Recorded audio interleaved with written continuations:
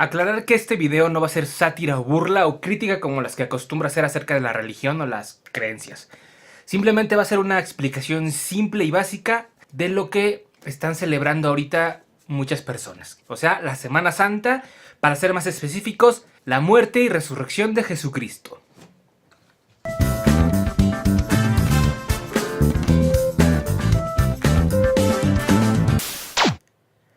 Como ya todo el mundo sabe, en la mitología cristiana, católica y similares, hubo un evento que representa la cúspide de esta creencia, ¿no? De creer que hubo un ser que era nombrado el Hijo de Dios. En resumen, ¿qué sucedió? Dios mandó a su Hijo a la tierra a convertirse en un humano para poder experimentar todas las dolencias humanas, con sus cosas buenas, con sus cosas malas. Para no estancarnos en este punto, su hijo, llamado Jesucristo, se metió en problemas y bueno, fue sentenciado, acusado y crucificado por los hombres. Una tortura muy brutal que en la Biblia la describen de una manera muy gráfica. Y bueno, muere este personaje un viernes, así como mañana Viernes Santo. Muere alrededor de las 6 de la tarde, el cielo se oscurece y de repente, al tercer día, este personaje resucita. En base a este evento se crean religiones y todo una parafernalia alrededor de esto. Pero bueno, en este video vamos a tocar 3 puntos que te voy a explicar de manera fácil,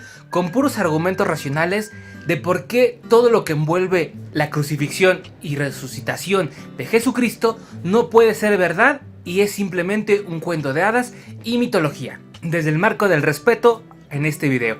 Únicamente te lo voy a explicar simple y bueno, con un poquito de argumentos racionales. Empecemos. Primero que nada, el primer punto que quiero tocar es acerca de que en la mitología cristiana católica dicen que la Santísima Trinidad es un ente constituido por 3 elementos, que es el Padre, o sea Dios, el Hijo, que vendría siendo en este caso Jesucristo, y el Espíritu Santo, que vendría siendo la interacción o la manifestación del poder divino de Dios. Bueno, si nos acercamos a este punto de la Santísima Trinidad, significa que Hijo, Padre y Espíritu Santo son la misma cosa o la misma persona o el mismo ente. No lo digo yo, lo dicen sus escrituras, lo dicen en la iglesia y bueno. Entonces, supuestamente en este cuento, en donde Dios manda a su propio Hijo a la tierra para interceder por los humanos, para enseñarnos a los humanos a amar. Y principalmente lo que muchas personas religiosas y creyentes pregonan es que Jesucristo vino a la tierra a morir por nuestros pecados. Bueno, entonces eso significa que Dios se mandó a Él mismo o a una parte de Él a la tierra para perdonar los pecados que Él mismo hizo, bueno, que Él mismo creó y que condenó a las personas. O sea, Él mismo se mandó a sí mismo para morir por sí mismo, para interceder ante sí mismo y perdonar los pecados que de un inicio pudo haber perdonado o no pudo haber creado.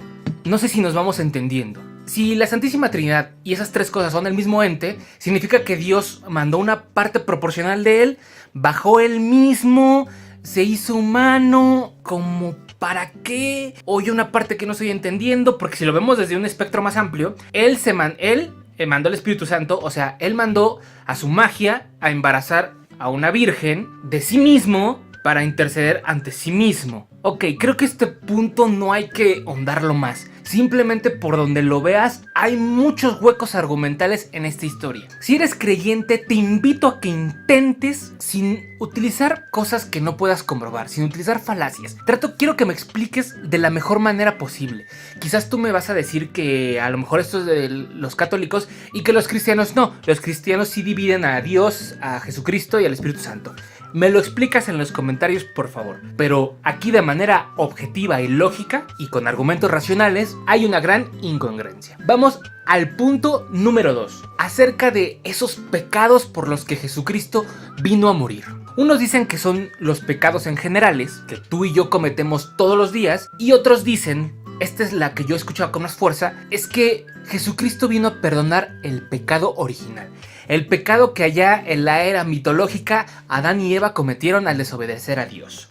Bueno, esta gente dice que Jesucristo murió y se sacrificó, y por eso la gente lo ama y lo adora, y todos en Cristo y todos en Jesucristo, porque Él sacrificó y dio su vida para que Dios Padre nos perdonara. Bueno, aquí es donde entramos en los limitantes del poder de Dios y del supuesto Jesucristo, bueno, de los supuestos dioses, ¿no? ¿Cómo es posible que Dios, el ser más poderoso de todo el universo por mucho, el ser con una sabiduría infinita y unas capacidades de deducción, de análisis, con la biblioteca más extensa universalmente hablando de información en la palma de sus manos, no haya sido capaz de prever que los humanos iban a cometer determinados errores? Jesucristo vino a perdonarnos de los pecados y vino a morir y vino a hacer un espectáculo de sangre y de berrinche y de traiciones y a condenar a Judas al infierno por toda la eternidad, etc. ¿Por qué Dios simplemente no cambió la jurisdicción y la pena de esos pecados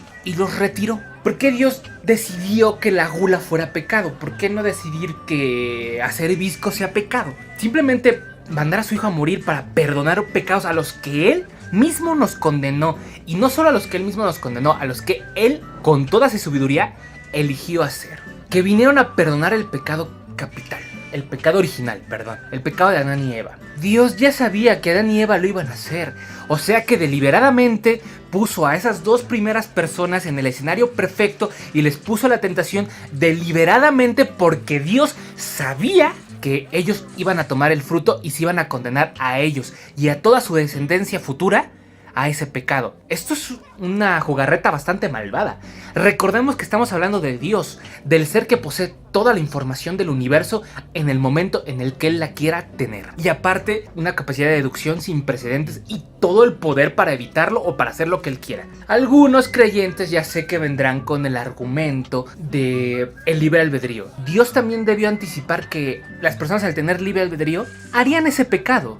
Él ya sabía que eso iba a ocurrir, así como que mandar a su hijo a morir, o Dios es algo perverso a mandar a su hijo a sufrir, o simplemente fue un acto más de manipulación o de circo, porque ¿qué caso tendría? No podía perdonarlos y ya. Aparte, aquí va otra cosa. Supuestamente se mandó a Jesucristo a morir para interceder por los pecados y murió por nosotros en un acto inmenso de amor. Correcto. Pero si iba a revivir, ya lo sabían. Dios y Jesús ya lo sabían. Ya sabían que iba a resucitar, porque bueno, es el Hijo de Dios. Entonces su acto fue egoísta y no fue sincero, porque él ya sabía que la muerte para él no significaba nada. Estamos simplemente manejándonos en el marco de la lógica dentro de su mitología.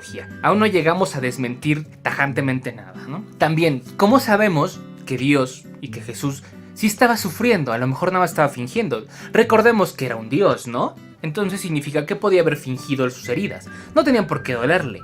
Y sabía que iba a revivir. Su acto fue hipócrita, mentiroso y sin ninguna valía. Pero bueno, y llegando al último punto sobre este análisis, la resurrección. Las escrituras dicen: murió y resucitó al tercer día según las escrituras. ¿Y cómo resucitó? Yo, por más que he buscado información en la Biblia, en líderes religiosos que me han explicado, en resumen esto sucedió. Supuestamente al tercer día la tumba de Jesucristo estaba abierta, no lo vieron ahí, se le apareció a 2 o 3 personas y después se fue volando y sentarse a la derecha del Padre. Ah, ok, súper. ¿Y entonces cómo resucitó? O sea, que se le aparezca a 3 personas puede deberse a delirios de esas personas, a alucinaciones, a la necesidad desesperada de alguien que perdió un ser querido de volver a ver a esa persona. Pueden haber mentido. No se le apareció a una multitud de personas. No se le apareció a todos los reyes al mismo tiempo del mundo. Se le apareció a un puñado de personas que bien pudieron haber mentido. Que el cuerpo no se encontraba en la tumba, pues saqueadores de tumbas se robaron el cuerpo para hacer 1001 cosas. Recordemos que fue hace 2020 años ya prácticamente, ¿no? Si no somos específicos históricamente, ¿no? Ahí se hacían muchas cosas truculentas para generar miedo en las personas y controlarlas, porque recordemos que la religión en base es controlar a las personas. Entonces, ¿realmente resucitó? Porque yo no veo por dónde.